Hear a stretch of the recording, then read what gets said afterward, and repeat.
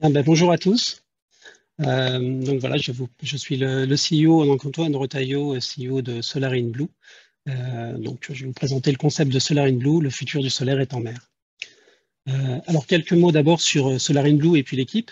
Donc Solar in Blue, c'est une jeune start-up qui a vu le jour en 2020, tout début 2020, avec la création par Armand Tiberge, qui est donc le président et qui est un entrepreneur à succès dans le monde de la tech, puisqu'il a notamment créé Sending Blue, donc une entreprise dans le marketing et qui a levé l'année dernière 140 millions d'euros. Donc voilà, c'est quelqu'un qui s'investit et qui est un entrepreneur dans l'âme et qui a eu le concept de Solar in Blue sur lequel je vais revenir.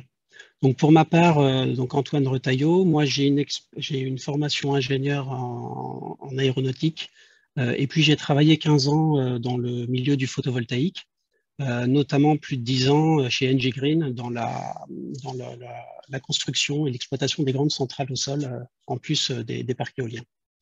Voilà, on a aussi donc Jean-Christophe qui est le CTO et qui est polytechnicien comme Armand et qui a réalisé aussi une thèse dans les cellules photovoltaïques en silicium.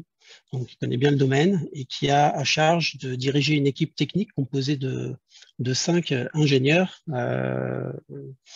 qui sont spécialisés dans divers domaines, notamment la robotique. On a 2 hydrodynamiciens et puis un architecte naval qui s'occupe de tout ça. On est répartis sur 2 sites, un site à Montpellier et puis un site en Inde, puisqu'on a un projet actuellement aussi de démonstrateur en Inde pour préqualifier, on va dire, la technologie. Voilà, donc pour en revenir au concept, donc chez Solar in Blue, on a fait un constat assez simple qui est que devant finalement la demande d'énergie croissante d'énergie renouvelable dans le monde, eh bien le solaire apparaissait comme une énergie très rentable. Mais la contrepartie, c'est que c'est une énergie qui requiert beaucoup d'espace. Donc on a toujours cette relation entre 1 mégawatt égale 1 hectare. Donc on voit bien que ça commence à créer des tensions sur le foncier terrestre. Donc notre solution, eh bien, c'est de s'affranchir justement de cette contrainte du foncier terrestre en projetant les centrales solaires qu'on connaît au sol, eh bien, de les projeter sur le milieu maritime et pouvoir bénéficier des grandes surfaces maritimes. Voilà, donc à droite, vous avez un visuel sur un échantillon, on va dire, puisque là c'est une toute petite ferme, de ce que devrait être, ce pourrait être les centrales solaires offshore. Voilà, passer. Alors, pour détailler un petit peu l'aspect technique des choses, là finalement j'ai mis le doigt sur 3 points spécifiques de l'innovation de notre concept.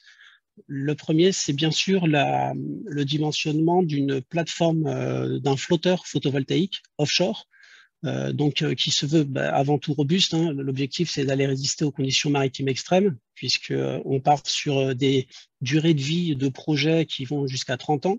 Donc la probabilité de rencontrer des phénomènes exceptionnels est vraiment présente. Pour vous donner une idée un petit peu du gabarit, c'est un flotteur qui fait 12 mètres par 10 mètres de large et dont les panneaux solaires, qu'on voit en noir, sont situés à 3,50 mètres du niveau de la mer. C'est un flotteur qui est modulaire et scalable, ça veut dire qu'en fait, il est étudié pour être assemblé avec ses petits copains. Et on a notamment déposé un brevet sur les liens qui existent entre les structures, puisqu'il faut savoir qu'on doit pouvoir accepter une certaine mobilité, un certain degré de liberté pour suivre le mouvement des vagues, et en même temps, il faut qu'on fasse attention à ne pas altérer l'intégrité des flotteurs. Voilà, donc on a aussi designé le flotteur pour réaliser la maintenance, puisque même si on veut la minimiser, on est bien conscient qu'il va falloir à un moment donné éventuellement intervenir dessus. Donc on a la possibilité aussi d'accéder à chacune de ces installations en mer. La deuxième chose qu'on a mis au point, c'est l'ancrage. Un ancrage innovant puisqu'il est constitué en fait d'une encre hélicoïdale, donc une espèce de vis. Hein. Donc c'est une technologie qui existe. Notre innovation, c'est de l'associer à des lignes en nylon. Donc c'est un synthétique qui permet une grande élongation et dont finalement les propriétés élastiques du nylon vous permettent d'absorber la houle, les hauteurs de houle. Donc on est sur des ancrages tendus avec un très faible impact environnemental, puisque finalement on a une emprise au sol qui est très faible pour des capacités de traction très importantes. On a quelque chose qui est totalement réversible, hein. Il faut savoir qu'à la fin des projets, l'objectif est d'enlever toute l'installation. Et puis, donc, un ancrage aussi économique en comparaison avec ce qu'on connaît, par exemple, dans l'éolien, des choses comme ça, avec des grands ancrages caténaires en chaîne. Bon, voilà, là, on est sur un ancrage très léger, duplicable. Et puis, pour faire un petit peu écho à ce qu'on a entendu avant aussi, on développe une option houlomotrice. L'intérêt, en fait, c'est d'associer finalement cette technologie de production d'énergie à partir des vagues en complément de l'énergie du soleil. Pourquoi? Parce que d'ores et déjà, on peut mutualiser l'infrastructure, ce qui est pas négligeable pour atteindre une rentabilité intéressante. D'autant plus qu'on a fait le choix d'un dispositif qui est capable de récupérer l'énergie de faibles houles. Voilà. Donc, il ne suffit pas d'avoir des très grandes houles pour pouvoir commencer à générer de la production. Et les modèles mathématiques qu'on travaille actuellement, c'est toujours en développement, nous permettent d'entrevoir finalement une production qui serait à peu près équivalente au photovoltaïque. Voilà. Et puis, il y a aussi un autre intérêt, c'est qu'on va pouvoir éventuellement utiliser les ancrages de nos encres comme un élément aussi important de la production par houlomoteur. On peut passer aux prochaines slides. Alors, quelques mots au niveau du marché. Alors là, j'ai sélectionné deux images qui sont assez parlantes. La première, c'est la carte du monde, où finalement, on a fait l'exercice d'identifier toutes les zones côtières éligibles à notre technologie. Donc, pour faire simple, on a pris les profondeurs de fond, qui sont entre 20 et 200 mètres de profondeur, avec une distance de 5 à 20 km. C'est à peu près la distance qu'on estime pour nos fermes. Et finalement, on les a colorés en rouge. Donc, ça donne ce qu'on voit surtout, c'est que finalement, la majorité des côtes, alors il faut des bons yeux parfois pour bien voir, il faut savoir qu'un pixel rouge représente une surface de 10 000 hectares. Donc, ce que ça veut surtout dire dans tout ça, c'est que la majorité des côtes est éligible à notre technologie, et notamment dans tous les pays du Sud-Est, enfin d'Asie, où on estime qu'il y a un très gros potentiel. Pourquoi? Parce qu'il y a une grosse densité de population. Et avec des besoins énergétiques très importants. Voilà, il faut savoir que 50% de la population vit sur les côtes et les trois quarts des grandes villes aussi. Et donc, ça montre un peu le potentiel illimité et international de notre technologie. La deuxième chose qu'on voit à droite, c'est les prédictions de l'IEA qui projette en fait le marché du solaire. Alors actuellement, il faut savoir que ce qui représente à peu près 3% du mix énergétique mondial. Et les prévisions, c'est qu'en 2040, il représente un tiers de ce marché-là. Ça laisse une évolution très, très importante et en faisant finalement une hypothèse assez simple qui est de dire que le photovoltaïque offshore pourrait prendre ne serait-ce que 10% du marché du photovoltaïque classique. Ça représenterait un marché de plus de 16 milliards d'euros par an en progression. Voilà. Donc ça, c'est pareil, c'est des chiffres qui donnent un peu le tournis, mais ça permet aussi finalement de se donner une perspective sur l'évolution du marché aussi enfin, sur le marché financier. Pardon. On peut passer à la prochaine. Au niveau du développement, donc je parlais tout à l'heure d'un projet indien, donc c'est quelque chose qu'on est en train de actuellement. Bon, je ne pouvais pas tout mettre ici, donc là j'ai préféré faire le focus sur un projet emblématique pour nous, qui est le projet Sunset.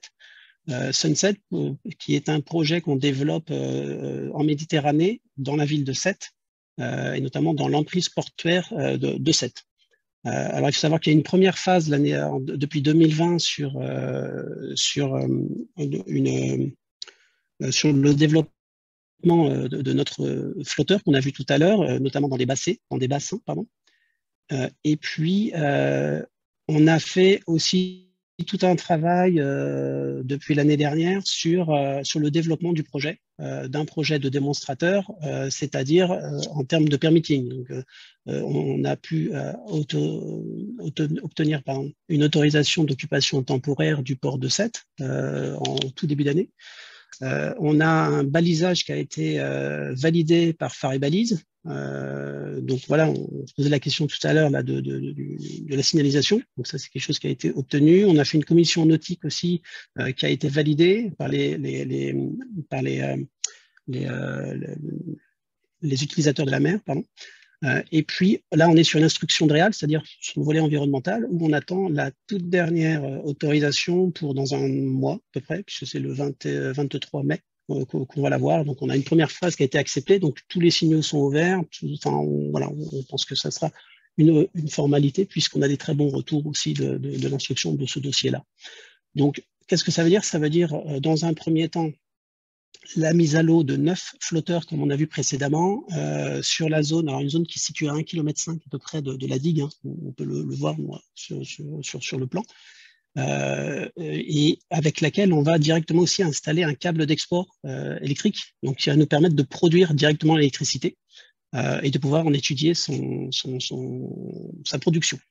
Il y a une deuxième phase qui est prévue juste après pour augmenter de 16 flotteurs supplémentaires, c'est-à-dire porter à 25 le nombre de flotteurs pour une puissance équivalente à 300 kW.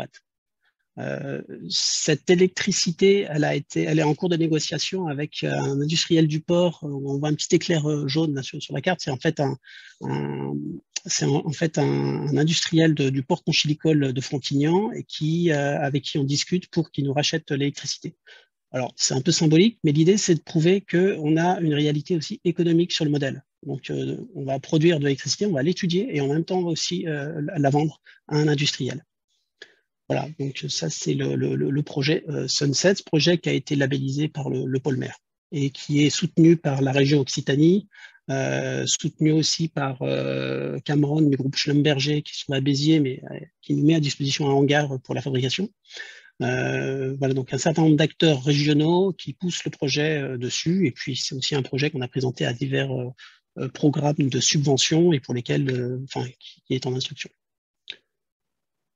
Au niveau des synergies, ça nous semblait intéressant de voir un petit peu voilà, comment on pouvait s'inscrire finalement cette technologie du photovoltaïque offshore. Bien, on voulait souligner la synergie avec les parapétroliers. Alors, pourquoi? Parce que ils ont une expérience de la mer qui est importante. Donc ça, notamment avec Cameron, qu'on discute uniquement sur les parties techniques pour le moment. Donc on voit bien qu'il y a des liens très forts. Eux cherchent aussi à bouger, à opérer un virage environnemental. Donc là, on sent qu'il y a une appétence de ces marchés-là. C'est très intéressant aussi pour nous, pour la prochaine phase, qui est qu'une fois qu'on aura démontré la technologie, pour la mise sur le marché, eh bien, c'est de passer à la phase d'industrialisation. Et là, on sait qu'ils ont des moyens importants. Donc, c'est pour ça qu'on discute avec certains. On est aussi, bien évidemment, dans une dynamique de levée de fonds. Et voilà, on intéresse certains parapétroliers. Donc, on discute sur ces questions-là, et notamment aussi avec le rayonnement international. Une synergie avec l'éolien offshore, puisque finalement, on pourrait aussi travailler avec eux. L'intérêt, c'est quoi? C'est finalement de bénéficier de toute l'étude de permitting qui a déjà été réalisée. Donc, ce serait finalement de mettre notre technologie au sein des parcs éoliens. Vu que ce sont des zones qui sont déjà exclues de la navigation, l'idée étant de densifier finalement l'énergie. Et puis, il y a un intérêt économique qui est de mutualiser le câble d'export. Donc, on espère pouvoir aussi travailler. On discute avec certains investisseurs, certains énergéticiens, pour justement développer à l'avenir des projets sur certains parcs éoliens. La synergie avec l'hydrogène, alors on entend beaucoup parler. Il faut voir que notre technologie se prête parfaitement à la production d'hydrogène vert, puisque voilà, l'hydrogène n'a de sens que s'il est produit par une énergie renouvelable. Donc, on peut tout à fait se projeter sur de très grandes fermes qui seraient capables d'alimenter des électrolyseurs, des choses comme ça. Donc, en ça, on discute aussi avec Genvia, par exemple, qui est une entreprise détenue en partie par Schlumberger, aussi par le CEA, et qui produit des électrolyseurs.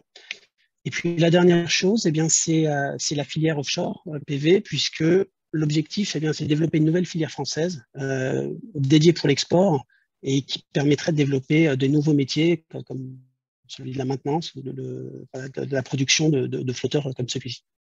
Voilà, puis je finis juste par un visuel finalement de ce qu'on va avoir. Voilà, ça c'est la première phase du projet de 7 avec 9 flotteurs à l'eau voilà, en vue d'étudier la production. Super, merci Antoine pour votre présentation. Donc vous allez clôturer avec les dernières questions de ce webinaire. Une première question plus sur votre business model. Que vendez-vous? À qui? Est-ce que vous pouvez nous préciser ça un petit peu plus en détail, s'il vous plaît? Oui, alors, dans notre business model, en fait, ce qu'on vend, c'est le flotteur. Le flotteur, alors pour être très précis, on vend le flotteur nu, c'est-à-dire sans les modules photovoltaïques, et on le vend à des énergéticiens. Alors, on les connaît, hein, il y a des gros, il y a EDF, Engie, Total Énergie, donc qui développent eux-mêmes les projets en mer, notamment avec les parcs éoliens offshore. Et nous, ce qu'on leur propose, eh bien, c'est finalement d'acheter cette technologie-là. Alors, ça va avec aussi les études de dimensionnement, puisqu'on est capable en interne d'étudier la faisabilité des projets en fonction justement des caractéristiques techniques du site. Donc, on a une première phase d'étude pour valider le design et puis la faisabilité. Et puis après, la vente du produit, donc du flotteur à ces énergéticiens-là. Ok, Voilà. merci. Et seconde question, est-ce que vous avez des concurrents et surtout, comment vous différenciez d'eux? Quels sont les avantages de vos produits? Alors, au niveau des concurrents, bien sûr, on a regardé un petit peu partout dans le monde ce qui existait. Ce qu'on a retenu, c'est qu'on en a retenu 4. Alors, il y a beaucoup qui s'essayent finalement à développer une technologie de photovoltaïque en mer. La réalité, c'est qu'il y a plusieurs approches. On connaît tous le photovoltaïque flottant en lac. C'est une technologie qui est éprouvée depuis quelques années maintenant, qui fonctionne bien.